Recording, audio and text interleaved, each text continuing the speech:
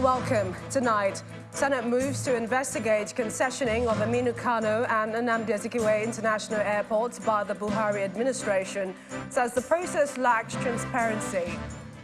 The president to announce new date for the National Population and Housing Census asks National Population Commission to ensure data integrity in the conduct of the exercise.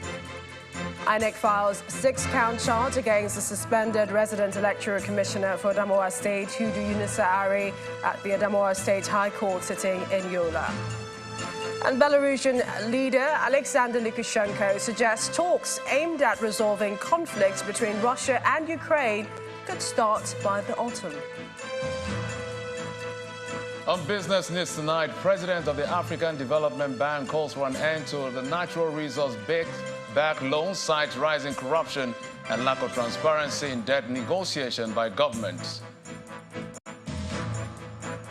On sports news tonight, Nigeria's women premiership champions, the Delta Queens, face tough test in Group A of the CAF Women's Champions League qualifier for WAFU B Zone. And from the nation's capital, the National Examinations Council unveils its results verification and confirmation portal as federal government warns against forgery of results. Well, we begin at the upper chambers, where it appears that some of the decisions taken in the twilight of the immediate past government may be coming under the spotlight of the current administration. One of them is the concessioning of the Kano and Nnamdi Azikiwe International Airports, which the Senate is set to probe. According to the upper chamber, the process of concessioning the airports were not executed transparently. This followed a motion by Senator Sumaila Kawu on what he says is a faulty foundation leading up to the concessioning. Our correspondent Dina Kibe reports. Nigeria's aviation sector is once again on the front burner of discussions in the National Assembly. This time, attention is on the concessioning of the Kano International Airport, Kano. The last time the Senate discussed matters surrounding the sector was in the twilight of the 9th Senate, when the Aviation Committee lampooned the rollout of the nation's national carrier, Nigeria Air. Mr. President. During Thursday's plenary session, Senator Sumaila Kawu moved a motion that the concessioning of the Kano International Airport was not executed transparently. It's an opinion shared by a majority of legislators. Observe that the faulty gaps inherent in the concession will lead to RE of lawsuit and thereby embarrassing the current administration. Mr. President, accordingly, I am urging this Senate to condemn in strong terms the concession of Kano International Airport as it was done, and it was not done in public interest. Why do you concede? You do it because of some parameters laid. But this particular concession was done in a dubious manner, in a manner that begets any imagination. Some lawmakers also condemned the concessioning of the Nnamdi Azikiwe International Airport, Abuja, questioning some of the actions carried out by the administration of former President Muhammadu Buhari in the aviation sector. So many things have been done wrong in the outgoing or the previous administration. It is not only Kano International Airport, but all concessions done hurriedly and without following due process should be thoroughly investigated, reversed, and actions taken about it. The Senate resolved to direct its Committee on Aviation, when constituted, to probe the concessioning of the Kano and Nnamdi Azikiwe International Airports. The ayes have it. Meanwhile, the Senate intends to investigate a gas processing deal involving the Ministry of Finance, Niger Delta Power Holding Company, Calabar Generation Company Limited, and Akogas Limited.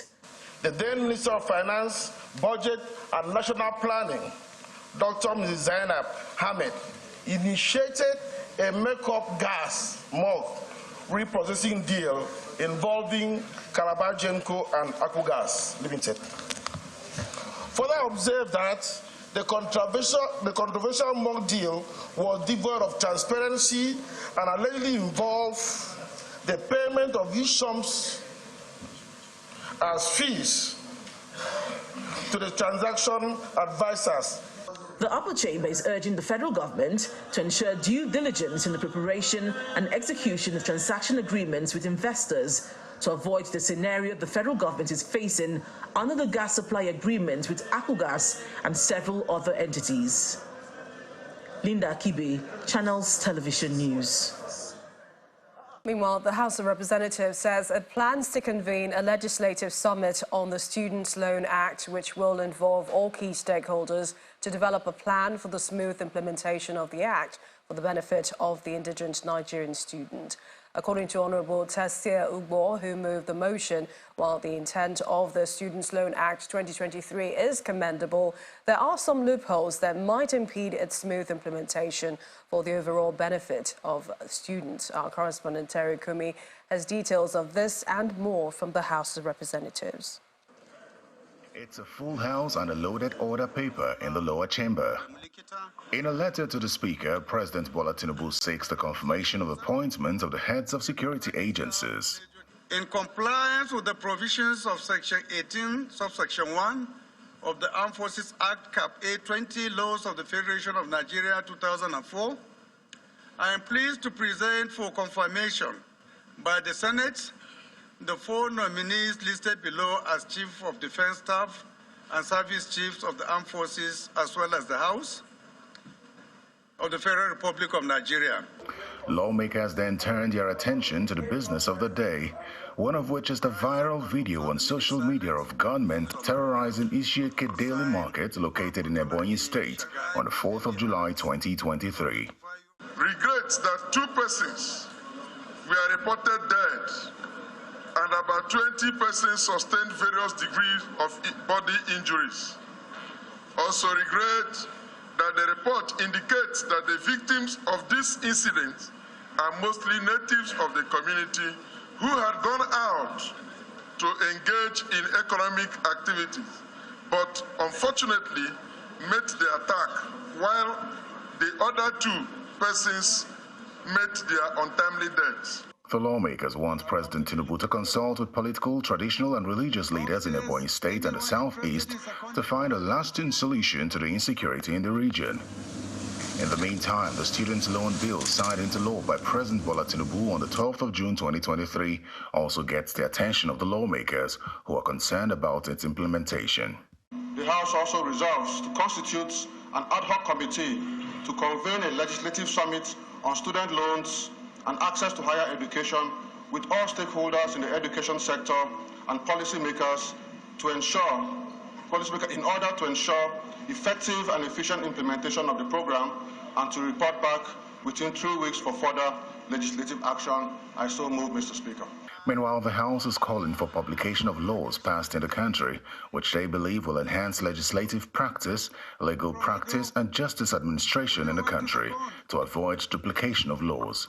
Concerns that the non-compilation of the laws of the Federation of Nigeria has affected easy access to and creates uncertainty as to the applicable laws in Nigeria and impedes the legislature from effectively performing their legislative functions of making or amending laws, the judiciary from properly interpreting the laws of the land, the law enforcement agencies from knowing the right laws to enforce, etc. Also, following the outbreak of diphtheria in the country, the House is asking the Federal Ministry of Health and Nigeria Center for Disease Control to ensure that it is contained effectively, as well as reduce the fatality ratio in confirmed cases.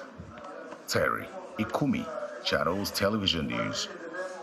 Away from the National Assembly, a group of Nigerians under the aegis of Coalition of Civil Society Organization and Political Parties for Good Governance today stormed the European Union office in Abuja to protest against its report on the 2023 presidential election.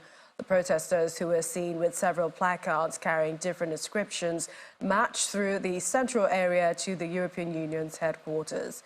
Last week, the EU in its reports listed violence, killings and vote buying as some of the factors that characterized the polls. Singing songs of solidarity, members of a civil society coalition marched through the streets of Abuja to register their displeasure with the report of the European Union criticizing the 2023 general elections.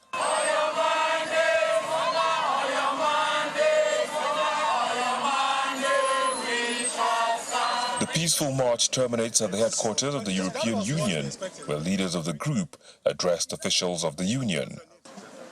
We have come to register unequivocally that we are not satisfied with the report of the European Union. As a matter of fact, we are of the opinion that the report is not just ridiculous, but a deliberate act to slight the Nigerian entity, and of course, by implication, our leaders and the government of Nigeria. Particularly now that we are grappling with fundamental issues of insecurity.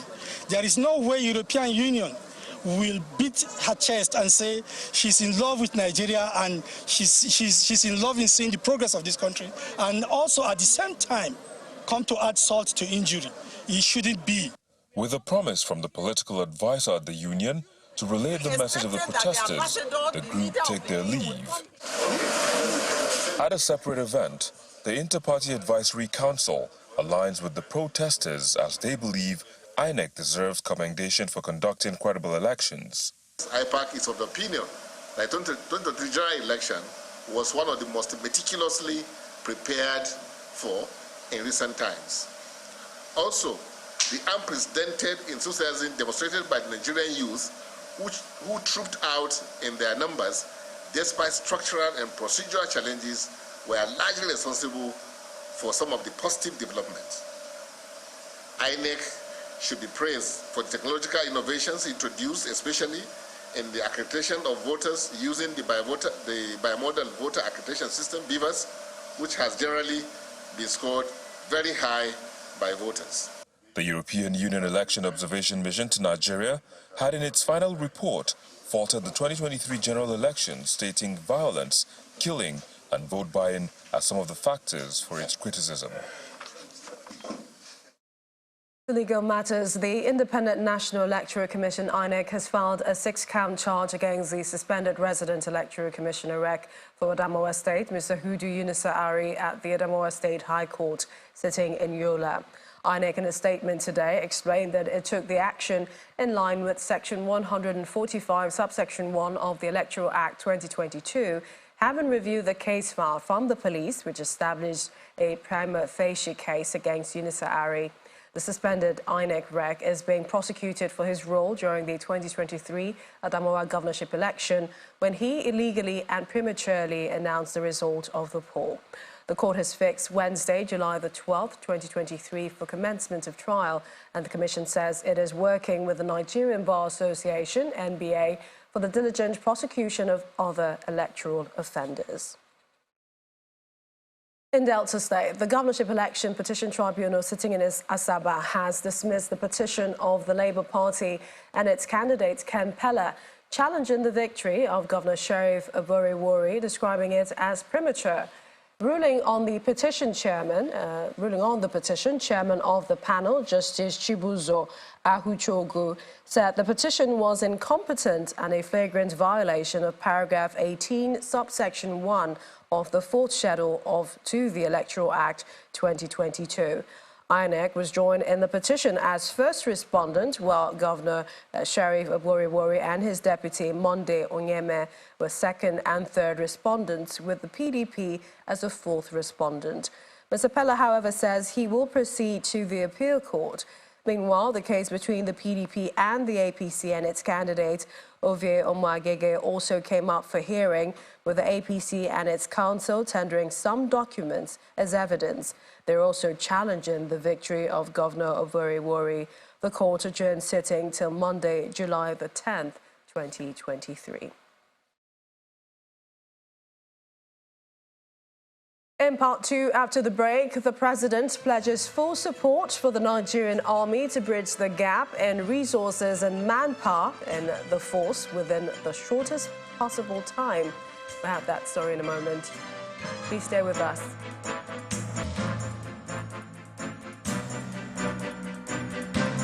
Welcome back. If you just joined us, you're watching the news at 10, coming to you live from Channels Television. Here's a reminder of our top stories. Senate moves to investigate concessioning of the Aminu Kano and Nnamdi Azikiwe international airports, while the Buhari administration says the process lacked transparency. The president, to announce new date for the National Population and Housing Census, asked the National Population Commission to ensure data integrity in the conduct of the exercise.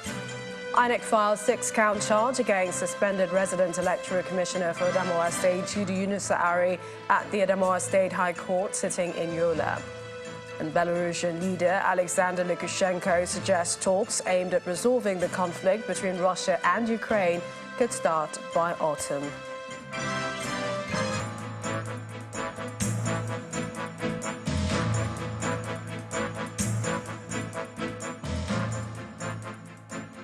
Now, President Bola Tinubu will announce the new date for the National Population Census, which was postponed last April.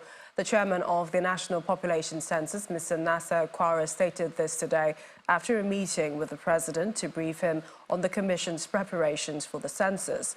The NPC boss told State House correspondents that the president has offered his full backing while calling for data integrity in the exercise.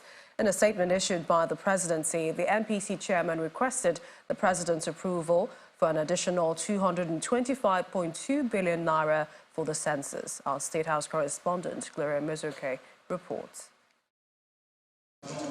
Since the National Population Commission announced a postponement of the 2023 national census in April under the last administration, this is the first time they would be meeting with President Bola Tinubu to apprise him of their plans.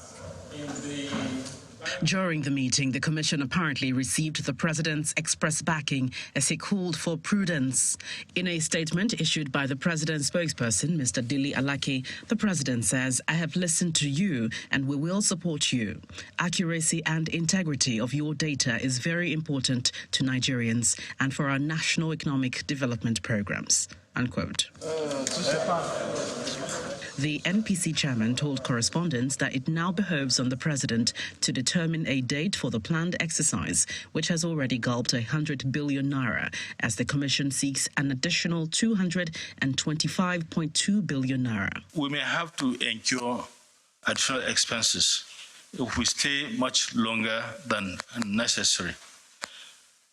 But we will continue our preparation, and we'll hear from him eventually the date that the census will take place, because we made a submission to him that he will study before getting back to us. According to the commission, the proposed exercise is a huge investment for the country. By the year 2028, we'll be generating up to $145 billion. And Nigeria is poised right with the geospatial resources that we have generated in the course of preparing for the census to be part of those who will benefit from the geospatial industry. The commission has pegged the total cost of the planned national census at 546.7 billion naira after a methodology review. But the president seems even more concerned with the end result, and that is why he's laid more emphasis on digitalization of the process. Separately, President Tinubu also received in audience former governor of Ekiti State, Mr. Ayo Fayose, in his office. I had a very wonderful time with the president. You seem very alert and very clear in the direction he wants to take the country. Let me tell you, if Ashiwaju turns back on his promise, all he said when he was campaigning, I will be the first to talk. Let me tell you, the man I saw today, and for the actions we have seen, means well for Nigeria. The former governor is the latest in a string of opposition members to visit the State House. From the presidential villa, Gloria Umezuke, Channels Television News. Staying with the presidency, the special advisor on special duties, communication and strategy has dismissed as mere fabrication reports on social media on the formation of the president's cabinet. Mr. Dele Alake, who was reacting to speculations on the much-anticipated ministerial list, said that any information on the cabinet list is false. He noted that the buck stops on the table of President Bola Tinubu, and he retains the prerogative power to form and disclose his cabinet list within the stipulated 60 days time frame. You know, this is an executive presidency. It's not, we are not running a parliamentary system. So the president, the buck stops on his table, and he decides when it's fit and proper for him to make his cabinet list known. We are not unaware of all the speculations and innuendos and rumors, all kinds of things in the media. But I, as a media man, I chuckle to myself that people want to sell, so they just fabricate. I can tell you all of those things you've been reading in the media are mere fabrications.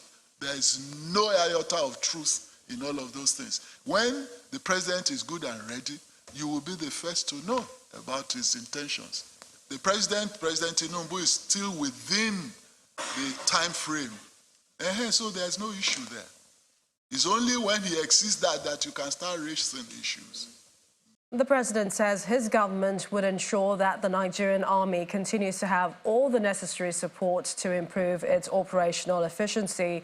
According to the president, who was represented by Vice President Kashim Shettima at the grand finale of the 2023 Nigerian Army Day celebration in Ibadan, the Oyo State capital, is that this will help in no small measure in giving the Nigerian army the impetus to fulfill its constitutional role as the defender of the nation's territorial integrity. It is not a day for many words. It's a time to showcase the resilience, tenacity, perseverance, and commitment of the Nigerian army.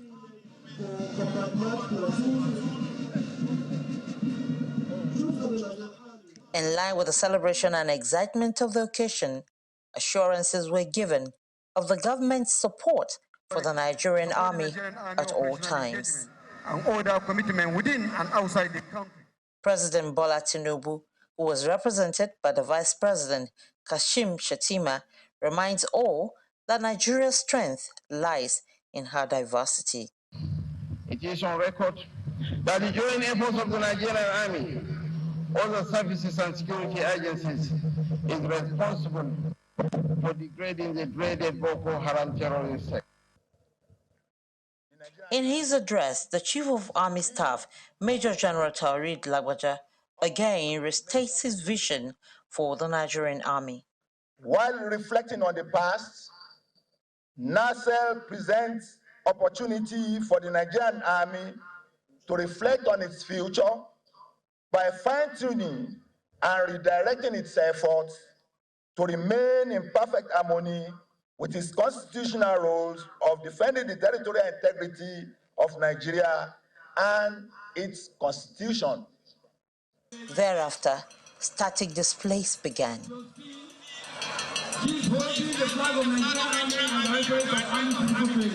The women's peace corps were a delight to watch. Let's put our hands together, please, for this wonderful performance. They were closely followed by those fighting insurgencies in the northeast. Your Excellency, distinguished invited guests, ladies and every department of the Nigerian army is ably represented at the colorful event.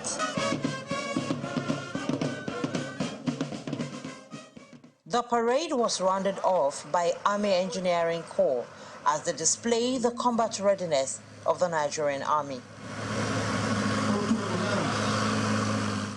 Next, the Chief of Army Staff awards were given to men of the Nigerian army who distinguished themselves in battle, just as 6 brand new vehicles were also presented to deserving warrant officers for their bravery in the fight against insurgency.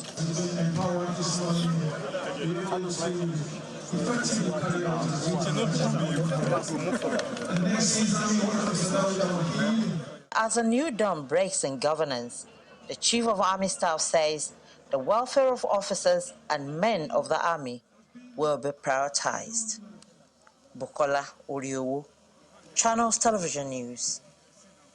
Away from the Army Day celebration to legal matters once more, where Justice James Omotosho of the Federal High Court in Abuja has granted a 50 million naira bail to the suspended DCP Abba Kyari in a charge in which he and two of his siblings are accused of failing to declare assets to the National Drug Law Enforcement Agency, NDLEA. The NDLEA had filed the 24-count charge against Kyari and his two siblings, Mohammed Baba Kyari and Ali Kyari, in respect of which they were arraigned in June 2023. In a ruling, Justice Omotosho granted conditional bail to Kyari at the sum of 50 million naira with two sureties and like sum, adding that the sureties must have property worth 25 million naira within the FCT, among other conditions. The judge, however, held that even when Mr. Kyari meets the bail conditions, the endorsement of his release warrant is subject to developments in a sister case before Justice Emeka Nwite of the Federal High Court Abuja, in which he's being tried with four others on alleged involvement of illicit drugs deal. Justice Omotosho said despite the Kuje prison jailbreak by terrorists on July the 5th, 2022, Mr. Kyari refused to escape, where about 90% of the inmates fled, noting he is not at flight risk. Besides, Justice Omotosho held that the offence with which he was being charged is a bailable one. Mr. Kyari's two siblings were earlier granted bail by Justice Omotosho. And celebrities who flaunt the use of cannabis and other hard drugs on social media may be in for trouble with the National Drug Law Enforcement Agency. This according to the chairman of the NDLEA, Brigadier General Mohammed Marwa, who has vowed that the agency will prosecute those found guilty no matter their status. He was speaking at the decoration ceremony of the newly promoted senior officers of the NDLEA in Abuja.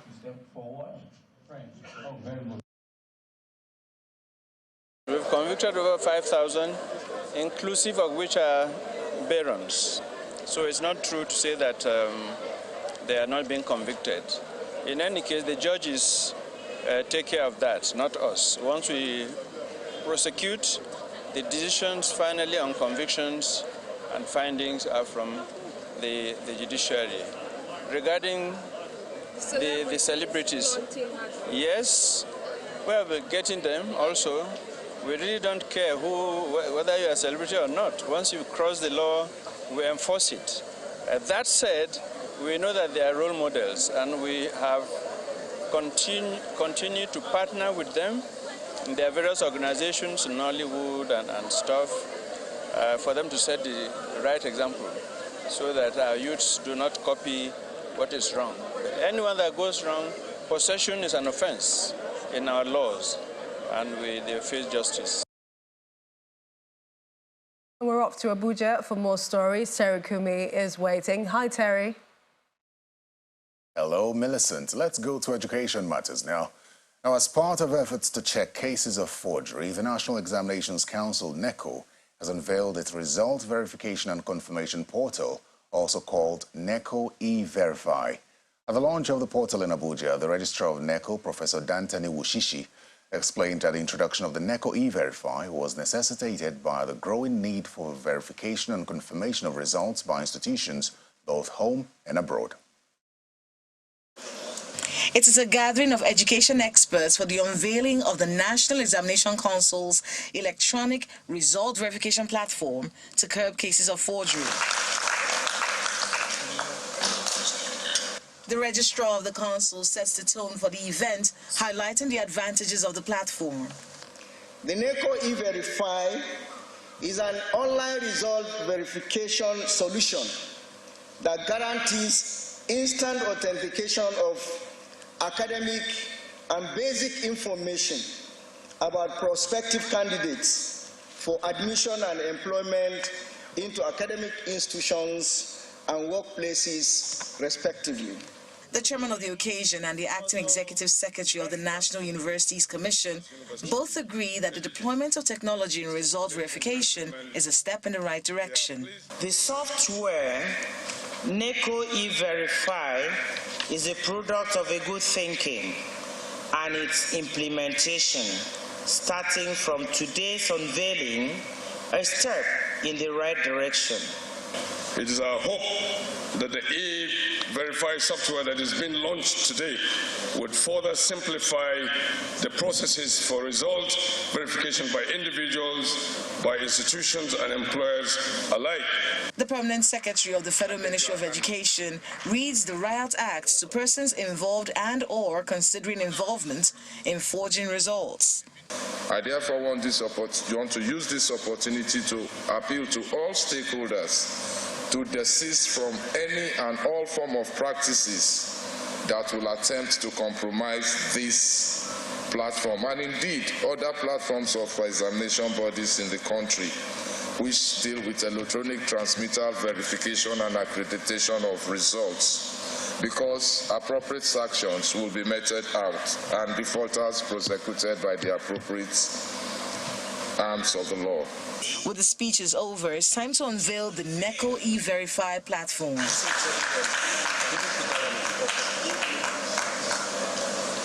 Amidst controversies of result forgery, the NECO E-Verify platform is designed to ease verification of results by institutions and agencies in order to checkmate the activities of persons who fraudulently obtain results from examination bodies. To matters of development in the Niger Delta, where the interventionist agency, the Niger Delta Development Commission, says it is set to unveil a new master plan for the region. Now, that's according to the NDDC Managing Director, Samuel Obuku, who explains that the plan will reflect the present challenges and development needs of the people. He stated this when leaders of different ethnic groups in Niger Delta paid a visit to the management team in Port Harcourt. Leaders from different ethnic groups and professional bodies in the Niger Delta region are at the NDDC headquarters in Port Harcourt, the River State capital, on a solidarity visit to the leadership. President of the Pan-Niger Delta Forum, Senator Emmanuel Ibogesien, who leads the delegation, pledges support for the NDDC management team, urging members not to disappoint the people of the region. The action of Mr. President in retaining the management committee headed by you was done in the best interest of the region and in substantial compliance with the law. However, we further appeal to Mr. President to use his good offices to speedily reconstitute and inaugurate the full board. We wish to state our confidence in and unflinching support for the management committee. For the NDDC Managing Director, the call to action from the groups is welcome, but he's quick to add that developing the Niger Delta region is a collective responsibility. Let us stop demonizing this institution. This institution is our common patrimony. If somebody says your father is a bad man, and you join the man to say your father is a bad man, your family will never be respected. This is our identity. If it was bad yesterday, that doesn't mean it will be good today. Let us have faith and believe in this institution. The NDDC Chief Executive Officer also discloses that the management team is currently working on a new development master plan for the region. We are also working towards renewing and upgrading that master plan. Because that master plan, 15 years ago, never captured our present challenges and reality. It talks about, first and foremost, staff development and also engaging critical stakeholders within and outside the region, politically and economically, to advance the development of the Niger Delta region. Stakeholders believe engagement such as this can bring hope to the people of the Niger Delta region, which should translate to meaningful impact in their daily lives. In other stories, the All Progressives Congress in Kano State has kicked against the invitation of former Governor Abdullahi Ganduje for questioning by the State Anti-Corruption Agency. In a statement, the party asked Mr. Ganduje not to honor the invitation by the State Public Complaints and Anti-Corruption Commission, PCACC, over a purported video in which the former governor was allegedly seen pocketing some dollars. The party says it has realized that the reenactment of the issue, which it describes as politically motivated by the New Nigeria People's Party and which is before a court of law, is part of a sinister ploy to dent the image of the former governor. The statement further explains that a similar scenario was used to scuttle the former governor's chance of securing tickets for the party's governorship election in 2019. That's all from the nation's capital. Back to you, Millicent. Thanks, Terry. And the Chief Executive Officer of Junior Achievement, JA Africa, Simi Nwogugu, has won the Africa Education Media launched by T4 Education and HP in collaboration with Microsoft. Junior Achievement Africa, which prepares young people for the future of work, is one of the world's largest youth-facing not-for-profit organizations. In her response after emerging as winner, the excited Nwogugu expressed gratitude for the recognition and pledged to work towards taking her work to greater heights. Simi, I'm so pleased to announce you as the winner of this year's Africa Education Medal. Oh my God!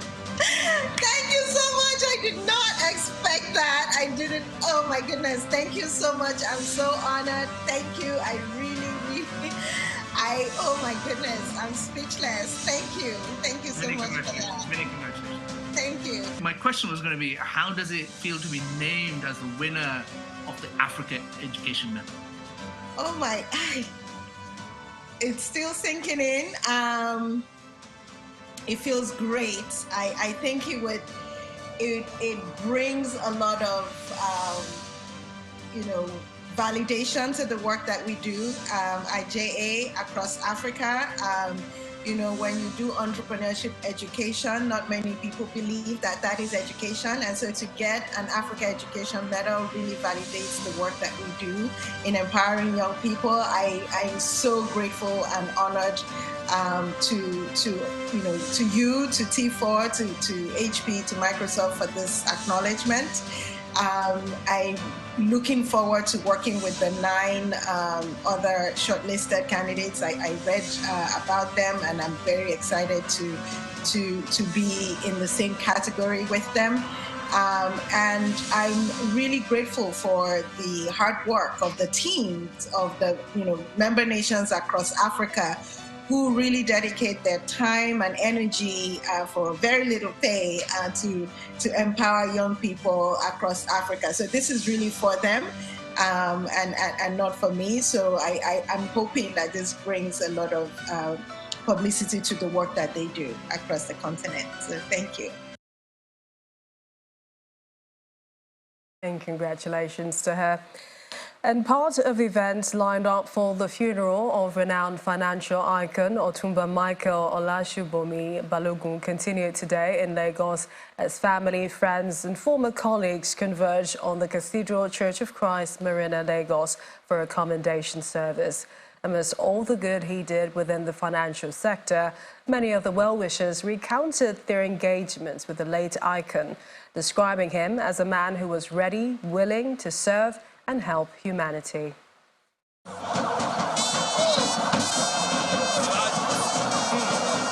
The hearse carrying the casket bearing the remains of renowned banker and founder of First City Monument Bank makes its way to the Cathedral Church of Christ, Marina, Lagos.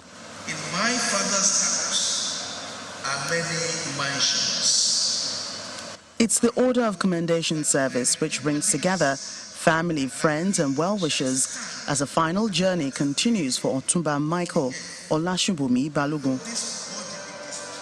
In attendance are the Lagos State Governor Babajide Sanwo-Olu, renowned businessman Chief Olu Okeowo, former CEO of the Guardian newspaper Lady Maiden Ibru, the President of the AFDB Dr. Akinwumi Adesina, and management and staff of First City Monument Bank, which he founded, as well as other financial experts.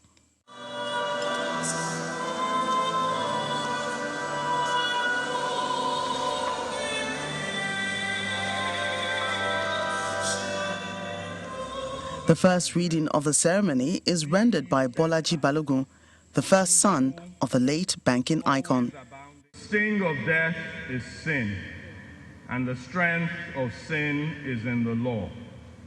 But thanks be to God, which giveth us the victory through our Lord Jesus Christ. Therefore, my beloved brethren, be ye steadfast, unmovable, always abounding in the work of the Lord. The officiating minister remembers some of the heart-touching engagements he had with Otumba Balogun before his death. Otumba was a man who stood for peace, just like Abner stood for peace.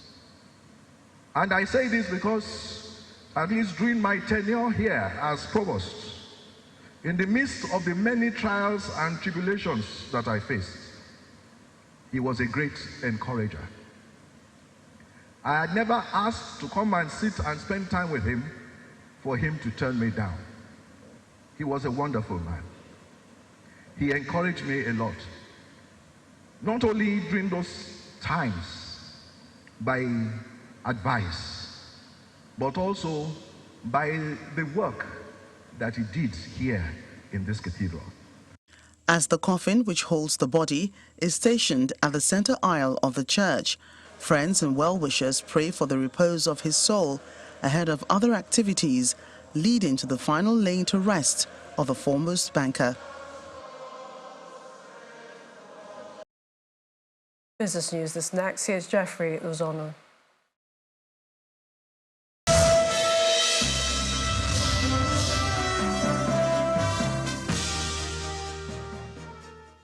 It's time for business. The president of the African Development Bank, Dr. Akinwumi Adesina, is asking for an end to resource-backed loans such as crude oil, gas, and minerals, which are being used by governments on the continent, saying it predisposes it to corruption.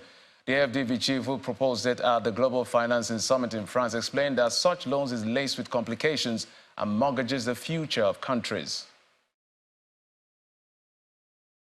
Of natural resource-backed loans at all in Africa, because they are not transparent. In most cases, a lot of corruption, and it makes the debt negotiation in terms of treatment very, very complicated for countries. We have about almost $60 billion of debt that is backed by oil, by gas, by metals, and blue economy.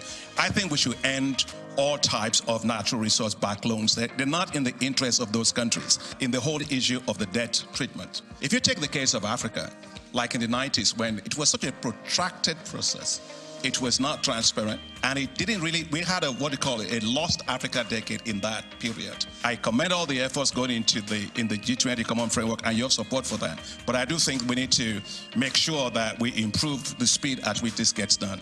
But again, Chad is the only one that's been done, and Kristalina was talking about the one for Zambia and so on. But let's face the fact, it's way too slow, and it treats only a small number of countries, few countries. We need to have it at scale. We have a situation where we have African countries, almost 21 countries at high risk of distress or in debt distress. So we do have to make it work faster, work at scale. Very, very important. Back here, the President, Bola Tinubu, has signed 4 executive orders, one of which is the suspension of the 5% excise tax on telecommunications services, as well as excise duties escalation on locally manufactured products. Special Advisor to the President on Special Duties, Communication and Strategy, Mr. Dele Alake, who announced this today while addressing State House correspondent, explains that the decision is to ensure adherence to the National Tax Policy 2017. And over to the equities market, which sustained previous gains through the bargain hunting that drove the all-share index above the 62,000 points. Willie Bong unpacks it for us.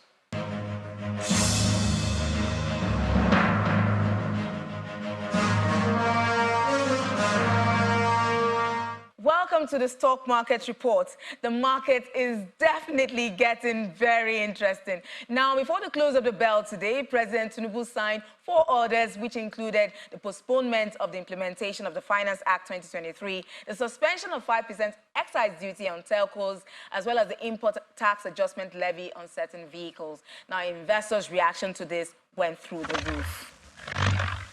The all-share index surged into the 62,000 level, up 0.81%. But this is still within the 15-year high. But there is not much resistance anymore, as the index seems on track for the 67,000 level. And that would be an all-time high. We have stocks across key sectors to thank for this bullish performance today. However, Dangote Cement, Kano, MRS recorded significant gains today, and it's no brainer where we'll see this reflected on the indexes. We see this positive performance, all green today. Now, today's activity was off the charts as well, as we see value posted settled at 95.1 billion naira. Money flow was pretty strong today coming from investors. But analysts that I spoke to says the equities market is not running on borrowed funds, and so there's no apparent threat in the market. Just more wins to be expected, perhaps. And that's the stock market report. I'm Will Ibong. And that's it on Business News. I'm Jeffrey Ozama. Millicent, is back to you. Thanks, Jeffrey. Belarusian President Alexander Lukashenko says he's ready to mediate in the peace talks aimed at resolving the worrisome conflict between Russia and Ukraine, scheduled to begin by autumn, if Moscow and Kyiv deems it necessary. Belarus is a key Russian ally and has served as a launchpad for Mr. Putin's full-scale invasion of Ukraine since February last year. Here's Simon Pusey with other international stories and around the world in 5. Good evening and welcome to the channel's studios here in London with your international news around the world in 5. Russian state TV has launched a fierce attack on Yevgeny Prigozhin, the leader of an aborted armed mercenary mutiny last month. In the programme 60 Minutes, footage was shown that had purportedly been shot during law enforcement raids on Prigozhin's St. Petersburg office and one of his so-called palaces. Meanwhile, Belarus leader Alexander Lukashenko says Yevgeny Prigozhin is in his native town of St. Petersburg. His whereabouts had been a mystery since he was seen in southern Russia during the mutiny. A Russian missile strike has killed at least 4 people in Lviv in the biggest attack on the western Ukrainian city's civilian infrastructure since Russia's invasion. Footage shows residents comforting their crying neighbours, while others helped rescuers to sweep the shattered glass. The Interior Ministry put the death toll at 4 and said 34 people had been wounded, including a child. Rescuers are continuing to work at the scene. The emergency services said they had managed to rescue 7 people from the rubble and evacuated 64 others. Ukraine's Air Force said Russia had attacked Lviv with Kalib missiles launched from the Black Sea. It said 7 of the 10 missiles had been shot down. A suspected nitrate oxide gas leak in South Africa has led to the deaths of 16 people. The victims, including women and children, died from gas inhalation at an informal settlement in Boksburg, east of Johannesburg. The leak has been linked to illegal gold mining in the area. Emergency service officials fear more bodies could be found overnight as search and rescue teams continue their work. A child has died after a car crashed into a primary school building in Wimbledon in London. 6 other children and 2 adults were injured when a gold-coloured Land Rover crashed into the study preparation school. The driver, a woman in her 40s, has been arrested on suspicion of causing death by dangerous driving. Several people were treated at the scene by paramedics, and an air ambulance was called in. Allahu Akbar. Allahu Akbar. Residents have buried a Tunisian man who was killed during clashes with sub-Saharan African migrants in the southern city of Sfax. Tunisia's economic capital has seen violent clashes between residents and migrants for the last few weeks. Residents complained of disorderly behavior by migrants, while migrants complained of racial harassment.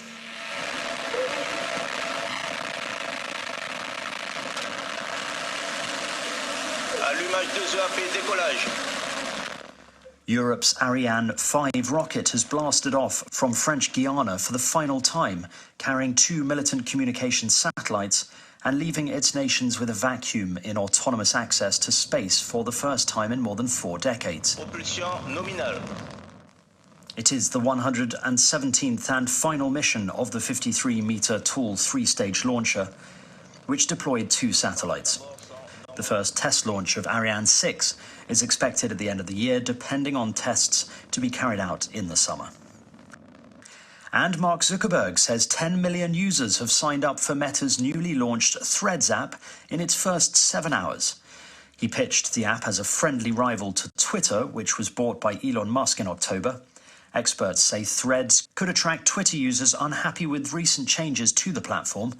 Threads allows users to post up to 500 characters and has many features similar to Twitter. Earlier, Mr. Zuckerberg said keeping the platform friendly will ultimately be the key to its success. I'd say it is very much following on from the previous few weeks of let's meet in a cage and fight. An early blow has been brought in from Meta to, can we call it the Musk empire, whereas Twitter is confused, it's down, users don't know what's happening, what the status is, how do they relate to Twitter anymore. Twitter has been thrown open, then restricted, thrown open, restricted. So people are confused about where do they stand with this product and how do they use it. So very much an opportune time to step in and say, here's the alternative. And that's your international news around the world in 5. Now back to the channel's studios in Lagos.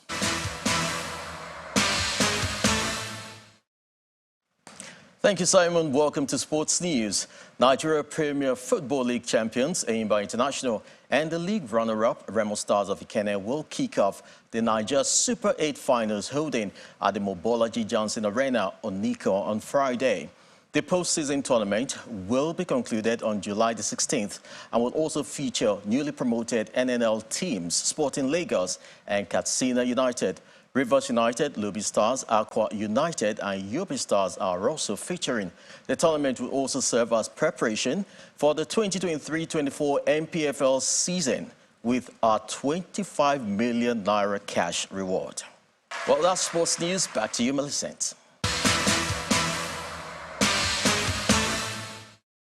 Thank you, Chris. And the main news again. The Senate today adopted the motion moved by Senator Samaila Kawu to investigate the concessioning of the Aminu Kano and Nnamdi Azikiwe international airports by the Buhari administration. The lawmakers said the process lacked transparency. And President Bola Tinubu has said a new date for the national population and housing census would be announced soon. The president, who said this when he received the chairman of the NPC at the State House, Abuja, also asked the commission to ensure data integrity and the conduct of the exercise. That's your news at 10 tonight. Many thanks for watching. I'm Millicent Walker. Have a good night and stay safe.